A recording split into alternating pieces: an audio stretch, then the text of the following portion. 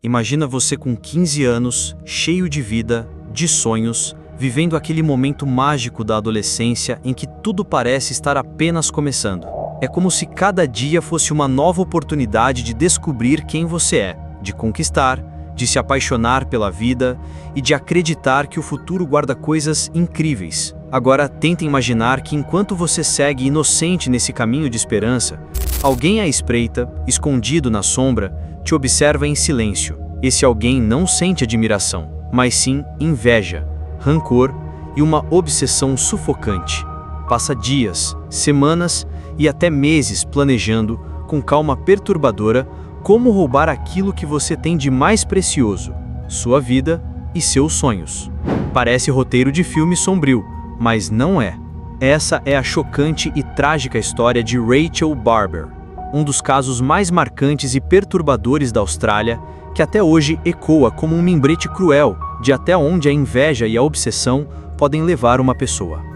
Antes de continuar, já deixa o like, comenta aqui embaixo o que você pensa sobre crimes tão frios e cruéis e se inscreve no Relatos que Assombram, porque aqui você sempre vai encontrar histórias reais, cheias de suspense e mistério, que merecem ser lembradas.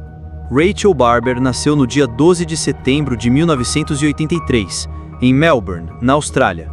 Filha de Mike e Elizabeth Barber, cresceu em uma família amorosa, cercada de carinho e união, junto das irmãs mais novas, Heather e Ashley. Rachel era o tipo de menina que irradiava luz. Inteligente, criativa, sensível, mas ao mesmo tempo muito determinada, ela tinha um dom que se destacava desde cedo: a dança. Era como se tivesse nascido para os palcos. Professores, amigos e até desconhecidos ficavam encantados quando a viam dançar. Rachel conseguia prender todos os olhares, não só pelo talento, mas pela energia única que transmitia.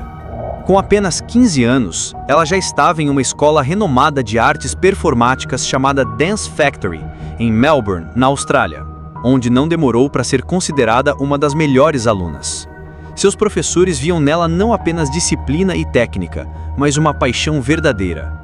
Muitos diziam que ela tinha um futuro brilhante pela frente. Poderia se tornar uma grande dançarina profissional, viajar o mundo e conquistar tudo o que sonhava. E de fato, Rachel tinha esse brilho raro que incomoda aqueles que vivem nas sombras. Esse brilho acabou chamando a atenção de alguém que carregava sentimentos sombrios e perigosos: Caroline Reed Robertson. Caroline tinha 20 anos, uma jovem já adulta, mas completamente perdida em seu próprio mundo. Ela conhecia a família Barber de longa data, e inclusive havia sido babá das irmãs de Rachel. Isso fez com que conquistasse a confiança da família, abrindo uma porta que nunca deveria ter sido aberta. Mas a vida de Caroline era o completo oposto da de Rachel. Solitária, tímida, insegura, ela carregava uma autoestima despedaçada e uma sensação constante de inadequação. Não se achava bonita, não acreditava no próprio valor e, em vez de buscar ajuda ou enfrentar seus medos, cultivava um sentimento corrosivo, a inveja. Nos diários de Caroline, descobertos depois do crime, estava escancarada a intensidade dessa inveja. Ela não apenas admirava Rachel, ela queria ser Rachel. Em suas páginas escreveu coisas assustadoras como: "Quero ser ela, quero ter a vida dela. Se Rachel desaparecesse, talvez eu pudesse ocupar seu lugar." Frases que revelam como a admiração se transformou em uma obsessão doentia, capaz de nublar qualquer noção de certo e errado. E foi assim que, meses antes do crime, Caroline começou a arquitetar seu plano macabro. Ela comprou sedativos fortes, planejou um roteiro detalhado de como atrair Rachel até seu apartamento, preparou roupas novas para assumir a identidade da vítima e chegou até a ensaiar as falas que usaria para convencê-la.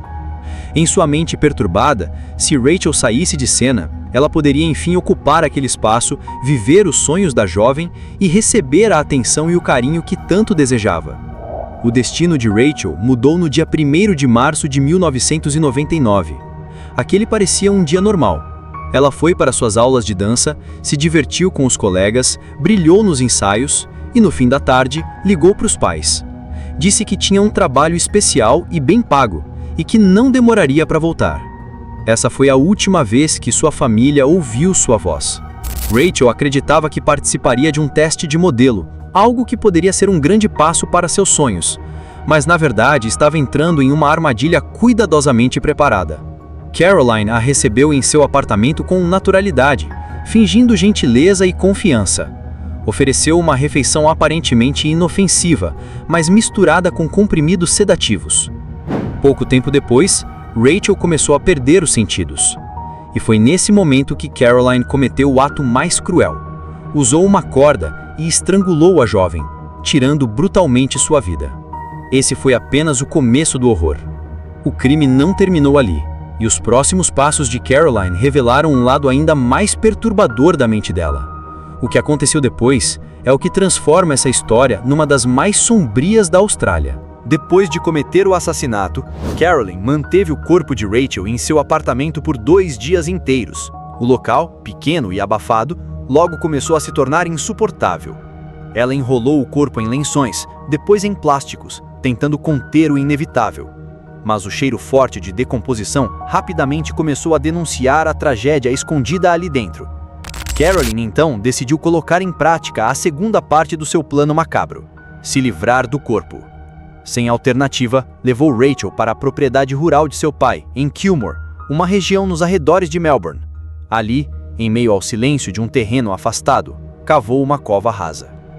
O ato foi frio e calculado, como se ela estivesse apenas tentando apagar uma prova, sem refletir sobre a vida que havia destruído. Rachel, que sonhava em brilhar nos palcos, acabou enterrada de forma anônima e cruel, como se fosse algo descartável. Enquanto isso, a família Barber já vivia um pesadelo. Rachel nunca havia desaparecido antes, e seus pais, Mike e Elizabeth, logo sentiram que havia algo errado.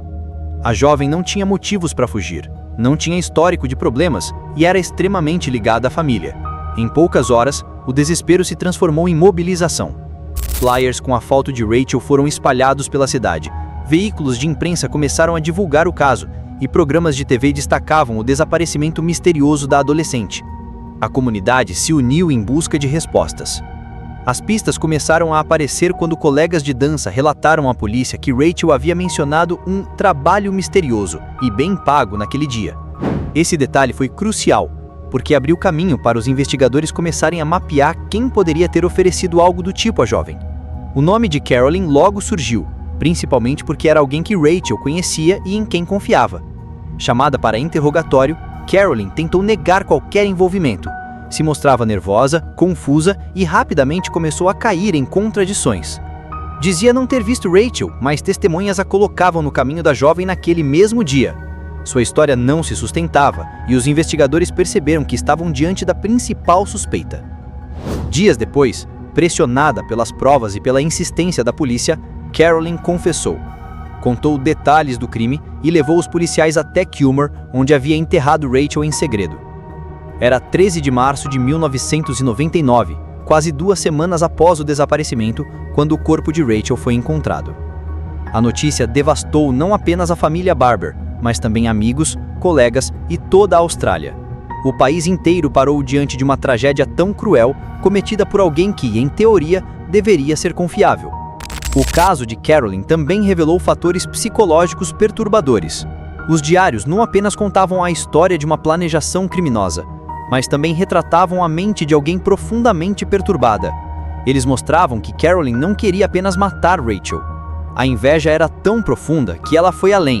Ela queria viver a vida de Rachel, igualzinha, como se pudesse substituir a dançarina. O julgamento de Caroline trouxe à tona alguns detalhes ainda mais perturbadores.